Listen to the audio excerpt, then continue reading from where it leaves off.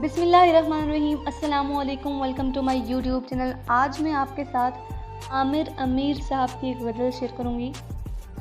وہ لکھتے ہیں، اگر یہ کہہ دو بغیر تمہارے نہیں گزارا تو میں تمہارا، یا اس پہ مبنی کوئی تاثر کوئی اشارہ تو میں تمہارا، غرور پرور انا کا مالک کچھ اس طرح کے ہیں نام میرے، مگر قسم سے جو تم نے ایک نام بھی پکارا تو میں تمہارا۔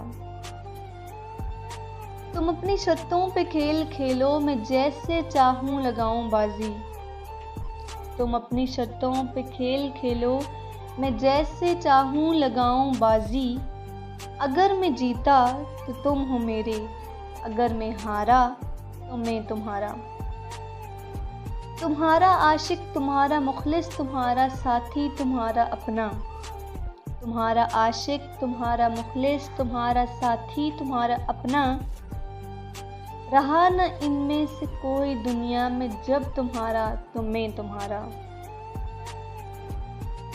تمہارا ہونے کے فیصلے کو میں اپنی قسمت پہ چھوڑتا ہوں، تمہارا ہونے کے فیصلے کو میں اپنی قسمت پہ چھوڑتا ہوں، اگر مقدر کا کوئی ٹوٹا کبھی ستارہ تو میں تمہارا۔